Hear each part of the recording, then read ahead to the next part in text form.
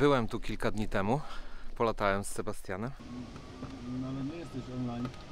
Nie jestem online, ale to nieważne, to będzie online, tylko że później troszeczkę. Ale ci co zobaczą, to powiedzą: Pablo, ja nie mogę, z Sebastianem leciałeś.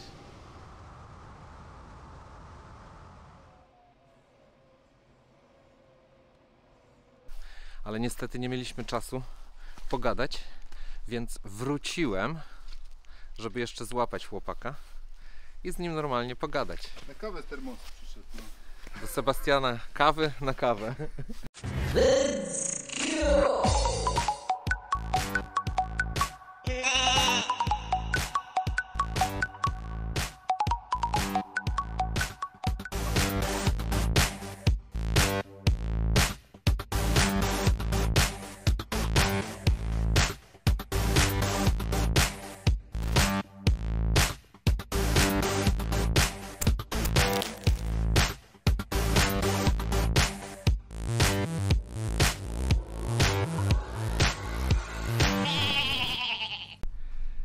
Dzień dobry, wiewiórki i bobry.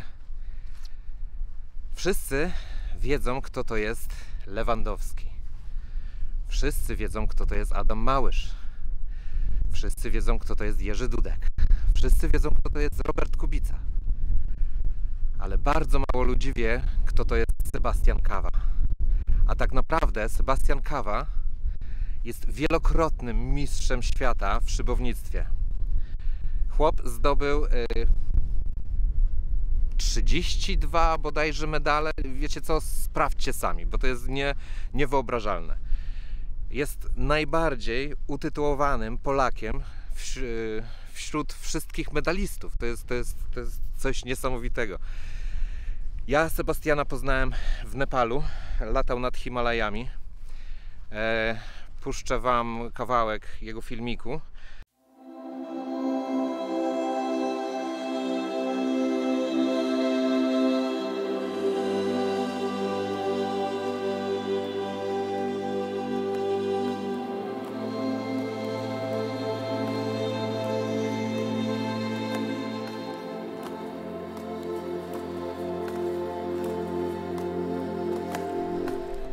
Do tego będzie link tutaj, także klikajcie. Zostawcie suba u gościa, bo ma kanał na YouTubie. Możecie zobaczyć, jak to się robi. Po prostu niesamowite, niesamowite. Tak się cieszę, kurczę. Zaraz z nim polecę. Tego się nie spodziewałem, naprawdę, tego się nie spodziewałem. Pokażę wam świat z szybowca. Tym razem ja w roli pasażera.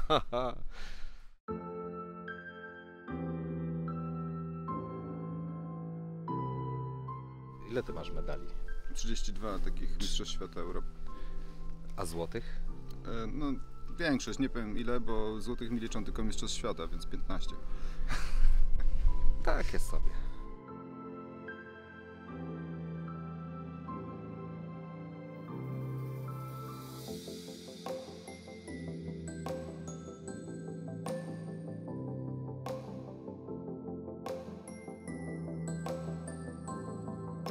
Jest jeszcze drugi taki człowiek na ziemi, który ma tyle medali? Wiesz co, myślę, że chyba byli tacy, tylko że w szermierce, czy w jakichś różnych takich bardziej niszowych sportach, może mniej popularnych.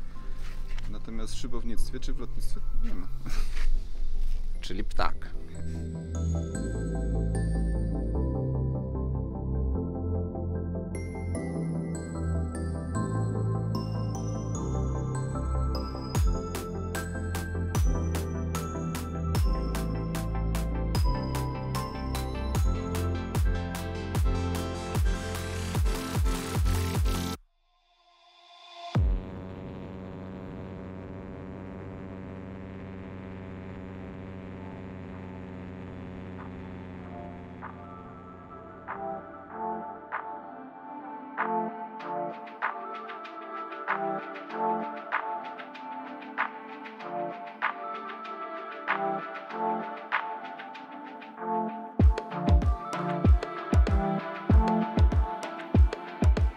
W ogóle z Sebastianem poznaliśmy się w Nepalu.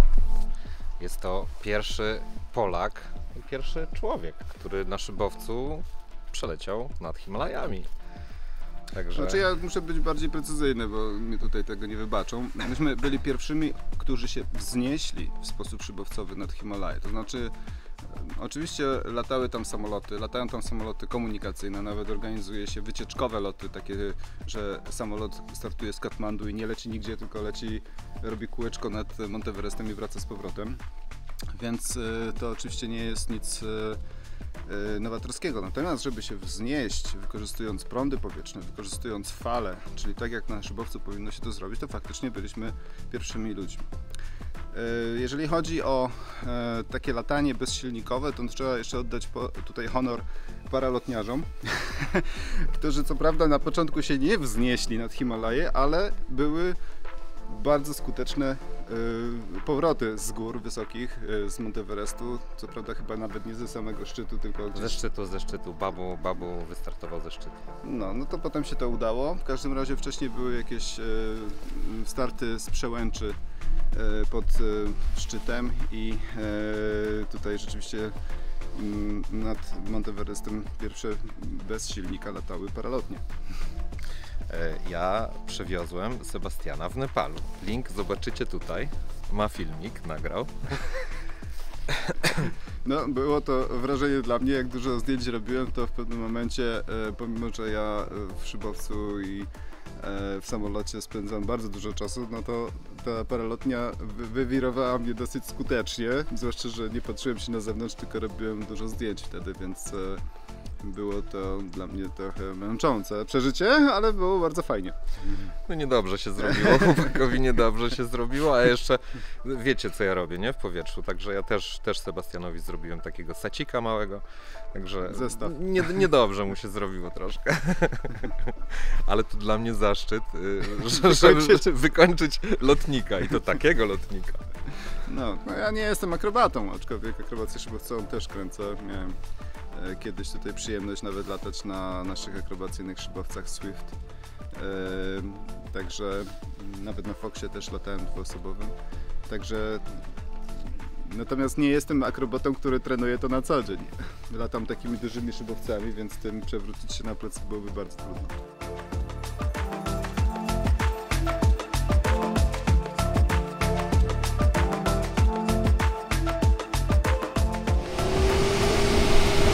Dla takiego szybowca to 130 to jest taka, powiedzmy, 90 samochodem, no. Ekonomiczna. 150.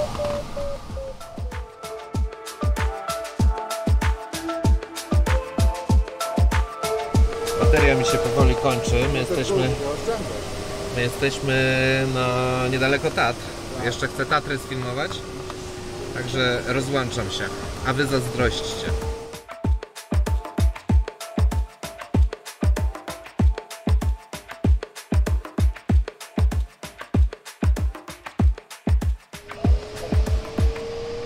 Ło!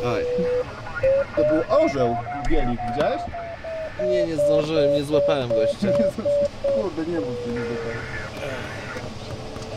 Już teraz z jajek nie zniosą, słuchaj.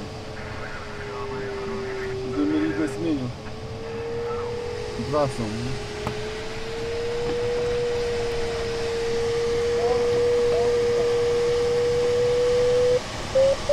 No już mu nie podskoczymy, chłopak się wykręcił. Ale ten drugi będzie. O kurde.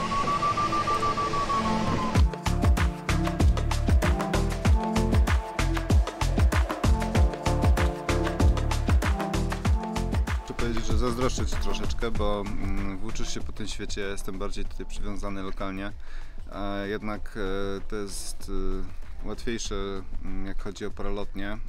Mnie się marzy trochę właśnie eksplorowanie tej Azji na szybowcu, ale niestety mamy taki sprzęt, że to jest, jak na dalszą drogę, to trzeba niestety zapiąć, do kontenera wsadzić. No, co prawda Azja jest dostępna na kołach, ale przejazd przez pół Rosji, przez jakieś Uzbekistan i do Kazachstanu no, mógłby być trochę niebezpieczny dla takiego sprzętu, więc no, próbuję jakoś inaczej dotrzeć. Natomiast jest bardzo ciekawa rzecz, że w Kazachstanie znaleźliśmy kolegę, który kupił sobie szybowiec. Kupił sobie szybowiec i to jest bardzo dobra rzecz, bo prawdopodobnie uda się eksplorować góry Tien Shan, które są wspaniałymi górami.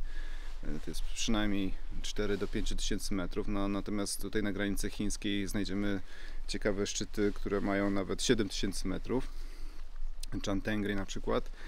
I byłoby to bardzo ciekawe, żeby się tam pojawić. Himalaje są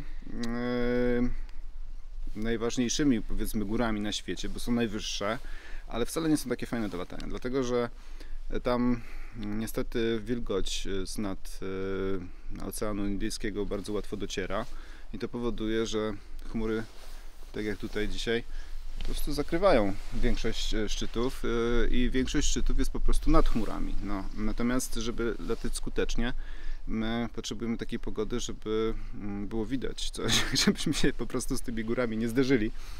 Więc potrzebujemy bardzo dużej podstawy, czyli wysokości, na której się zaczynają chmury.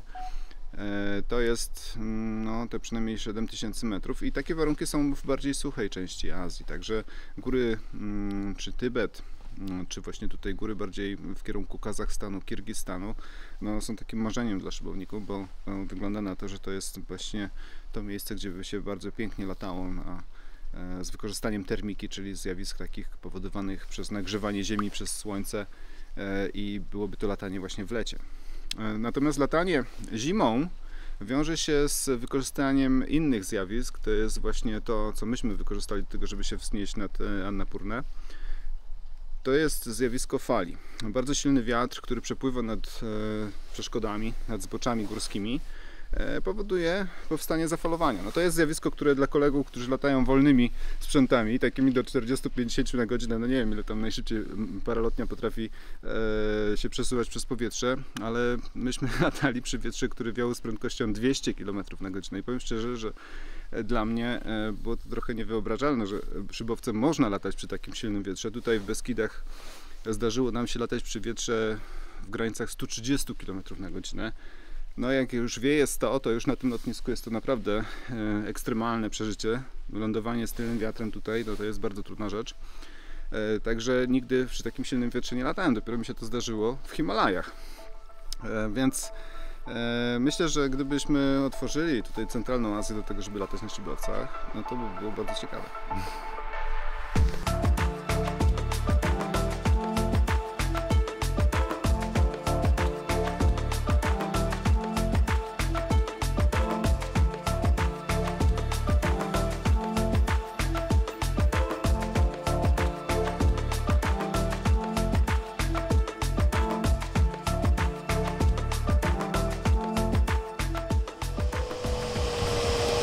Po lewej stronie będziesz miał teraz, zrobię przechył w lewo, będziesz widział morskie oko i czarny staw. Nie? Widzę. Super. Teraz muszę w prawo uciekać. Uciekaj, uciekaj. No i rys jest zaliczony.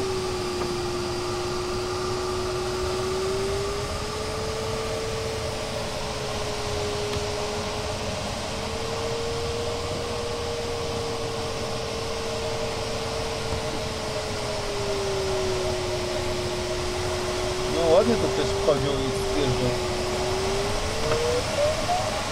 Ale mnie będą zazdrościć.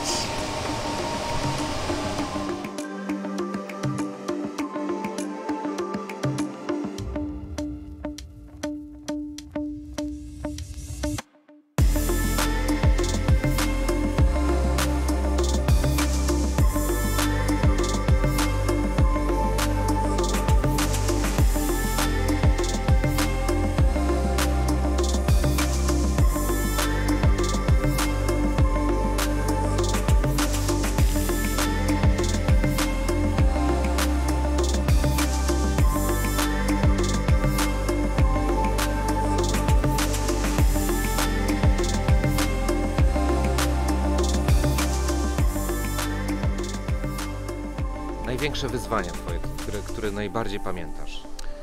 Wiesz co, latanie latanie takie turystyczne, nawet eksploracja, nawet wlatywanie w jakieś bardzo trudne rejony, czy latanie po Himalajach, to jest rzecz, która zawsze zostawia w tyle głowy pewną taką niepewność, bo nikt tego jeszcze wcześniej nie robił przed tobą, więc zastanawiasz się, czy wyjdziesz z tego cało.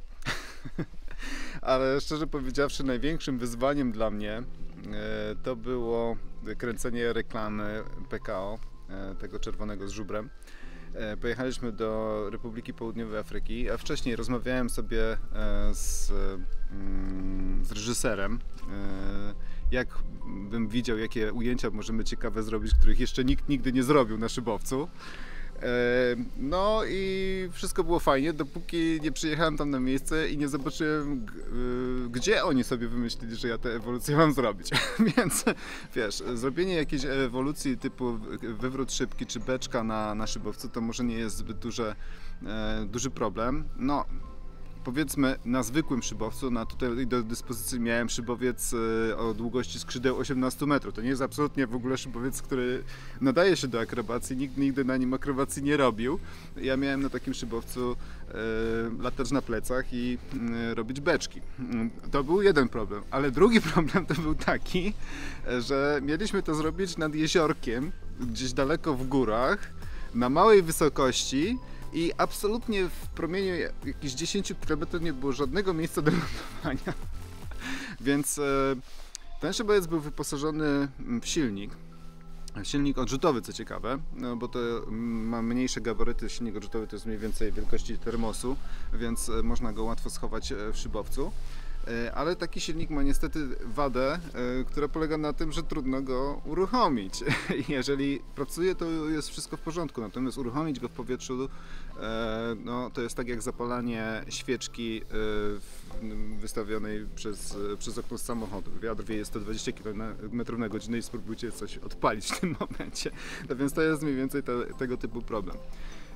Oczywiście te silniki teoretycznie zapalają, ale skończyłem akrobację, jakieś 50 metrów nad tym jeziorkiem. Na szczęście w dolinę teren troszeczkę opadał. No i próbuję odpalić ten silnik. Odpalam go raz, nie zapalił, prawda? Odpalam go drugi raz, nie zapalił. Już miałem gdzieś tam opatrzone jakieś pole, na którym pasły się konie. Już się zbliżam do lądowania, dosłownie jest krytyczna sytuacja. Konie się już rozbiegają na boki i w tym momencie, wiesz, jeszcze raz i po prostu jak w filmie z dinozaurami wreszcie ten silnik odpalił, tylko jeszcze z tym wielkim hałasem przeleciałem nad tymi końmi, także się rozbiegły i no trochę mi ich szkoda, no ale w ten sposób siebie uratowałem i uratowałem sprzęt.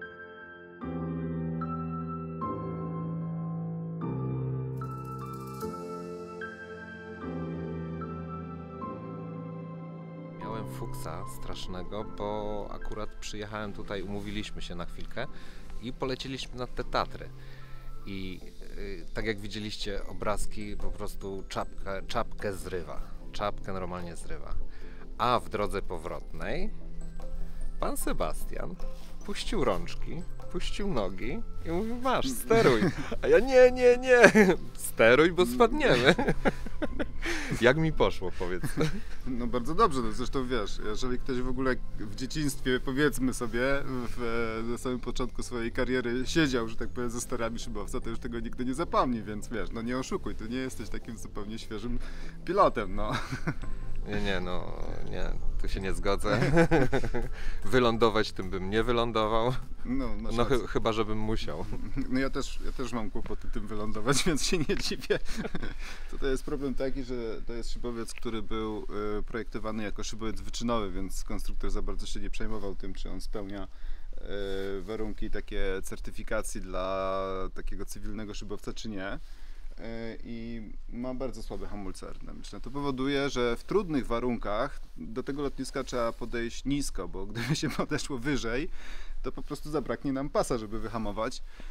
I przy takim silnym wietrze tylnym, no to się zaczyna robić bardzo duży kłopot i no, trzeba się mocno skoncentrować nad tym, żeby takim czymś wylądować bezpiecznie. Nie? Inna sprawa jest, jeżeli lotnisko jest takie, że można lądować pod wiatr, no to wtedy to w ogóle nie ma żadnego problemu, ale no tutaj niestety jesteśmy na takim dosyć specyficznym, które jest pod górkę Z drugiej strony nie ma możliwości podejść do lądowania, bo jest góra. Jesteśmy na stoku góry, więc ląduje się przy silnym wietrze przychalnym, więc ląduje się z wiatrem i to jest problem. No plus jeszcze turbulencje, bo jest tutaj jest na rotorach generalnie. Znaczy tak. tutaj jest zawirowanie za tym zboczem górskim. Najwięcej turbulencji jest, jeżeli termika, czyli te bąble takiego unoszącego się ciepłego powietrza nakłada się na silny wiatr. Zimą może nawet wiać bardzo mocno, ale ten przepływ jest laminarny, to jest taki płyn, który sobie gładziutko przepływa tutaj między zboczami, między górami. Natomiast jeżeli do tego dołożą się zawirowania powodowane przez termikę, no to wtedy w powietrzu jest bardzo turbulentnie i można się zdziwić, że nagle straci się tam 50 metrów i z takiego nadmiaru nagle się robi niebezpiecznie, moglibyśmy być zmuszeni do lądowania w jeziorze. Zresztą tutaj to wcale nie jest coś niezwykłego, jak tu lotnisko działało bardzo intensywnie, było dużo pilotów takich szkolących się, przyjeżdżających z całej Polski. No to praktycznie każdego sezonu mieliśmy 1 czy 2 szybowce w rzece albo w jeziorze. Te wodowania stały się, że tak powiem, taką codziennością, zupełnie normalnym lądowaniem, prawie że awaryjnym. Wylewa się wodę z szybowca, ten szybowiec lata dalej, nic się praktycznie nie dzieje. Raz się zdarzyło niestety, że kolega przy silnym wietrze właśnie lądował z wiatrem, no i przy takiej dużej prędkości, jak się zderzył z ziemią, to połamał ten szybowiec, jemu się nic nie stało. Dobra, Sebastian, ja muszę lecieć. Ja w ogóle do Turcji już się jedną nogą wybieram i nie przeszkadzam, bo to jest bardzo, bardzo zajęty człowiek i na pewno kupę ma do roboty. Dzisiaj mam wyjątkowo luźno, bo ostatnie tygodnie byłem strasznie mocno zajęty w pracy i wyłącznie z weekendami. Teraz po prostu czuję się trochę jak wyjęta ryba z wody, bo ani nie ma pogody, nie można latać, ani nie ma nic do zrobienia, więc w zasadzie nie wiem, chyba wsiądę w samochód i sobie gdzieś pojadę na wycieczkę. A ja chciałem podziękować. Mam nadzieję, że materiał się podobał. Jeszcze raz zapraszam na stronę Sebastiana, na kanał Sebastiana. Link będzie w opisie. Dobrze, to muszę coś tam wrzucić teraz. Dobra, dzięki. A my kończymy. Ja bardzo dziękuję. Dzięki.